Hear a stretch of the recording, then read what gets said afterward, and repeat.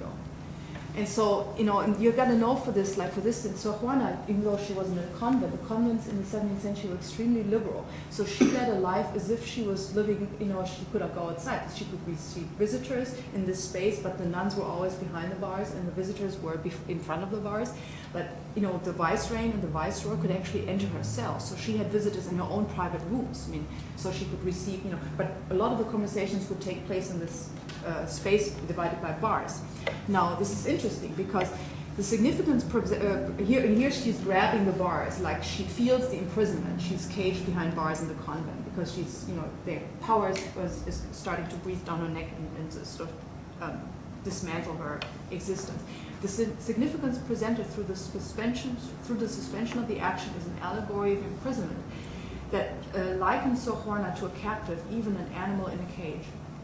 On previous occasions during Sor Juana's salon in the locutory, the bars had never been an obstacle for Sor Juana, as she asserts in response to the viceroy's request to remove the bars that disturb her.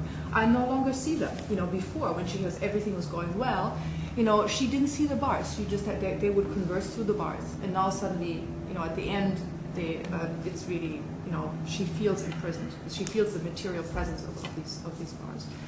When the political situation turns against Sor Juana, the bars that used to be invisible to Sor Juana at the height of his success assert their material presence, and she consequently grasps them. And then finally, I want to showcase one of the film's most impressive proto-fascist tableau scenes, and that's really interesting. So this is the awake for Mother Leonor, the ex-abbess, which is lying in state in the convent's chapter hall. And here it goes. Does it have sound? I think you might just have to turn up the laptop. Okay, yeah, there is. And so why doesn't it not start?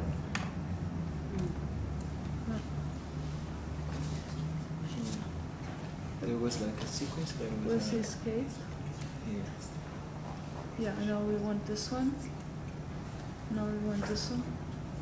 Okay. So let me see. It's not a still image. It's a clip actually. And it should start by itself now. Okay. Oh, sorry. Okay.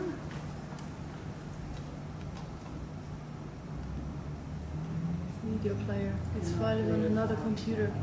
Oh, didn't copy. Yes, oh, it just sad. it refers. Oh. It refers to another file. Sorry. It's just. I forgot to copy the file. Sorry, I didn't see that. This is that Okay. Baroque technology. It's like it doesn't work. Sorry about that. Well, anyway, let me describe you the scene. And this is what happens. So, shot in complete diegetic silence and somber, non-diegetic music is the only sound. The scene lasts 1 minute and is composed of 2 long traveling shots.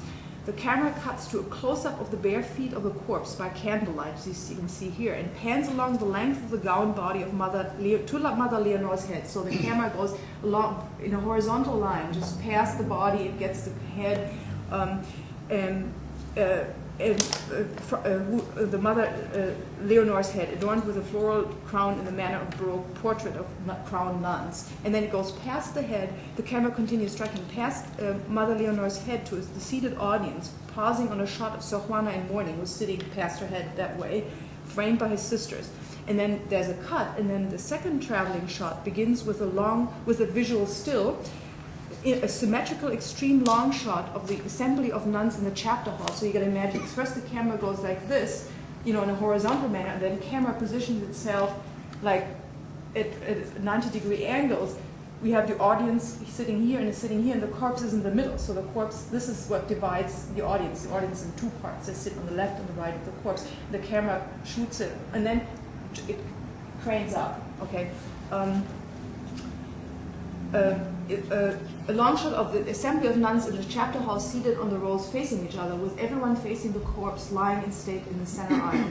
The camera then slowly cranes upward to an extreme high angle from its precise center position, revealing the geometric disposition of figures in space more clearly from its aerial perspective, as well as the new abbess, an anti-liberal ally of the archbishop, who's Sor Juana's nemesis, seated on the elevated podium at the head of the hall.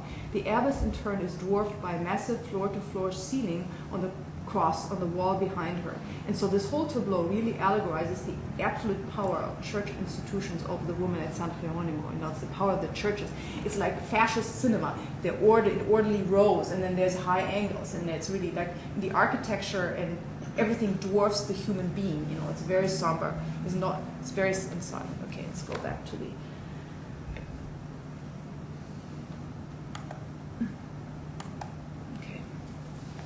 Okay, so much for the second. Now, third proposition. Ruiz's memory of appearances enacts the anti-dictatorship struggle for memory, foretelling the truth about human rights violations and fighting the military regime's official politica del olvido. Oops, sorry. No, sorry. Is this the fourth one? Yeah. No, third. But as his title suggests, Ruizs complicates the issue by staging the question of memory within an elaborate Baroque context, linking memory to illusionism and the quintessential Baroque awareness of the slippage between appearance and deception. So this is really interesting. So it's about, you know, it's a political thing about memory. You know, it's like all the anti-dictatorship struggle centers on like the right to remember, you know, the right to know the truth about the human rights abuses. But then he connects that to the Baroque topos that, you know, Walter already mentioned, like illusionism, you know, appearance and deception, that kind of thing. Okay, so how does he work? And that's why the film is so complicated. Like the 20th century guided culture of the Baroque, 17th century guided culture of the Baroque, 20th century military dictatorships and mass media propagated an official politics of oblivion, so subordinating historical fact to censorship. Both 17th and 20th century authoritarian regimes staged carefully orchestrated spectacles of entertainment that, as opiates for the people, disseminating blatantly partisan constructs of the past. Indeed, preceding fascism's aestheticization of politics, it was the Baroque which first perfected the link between art and state power. The Baroque, to summon Wölflin's fortunate phrase, self-consciously represents things as they seem to be rather than as they are. It is this Baroque sensibility of an ironic slippage between truth and semblance that Ruizs leverages against the grain of official dictatorship discourse.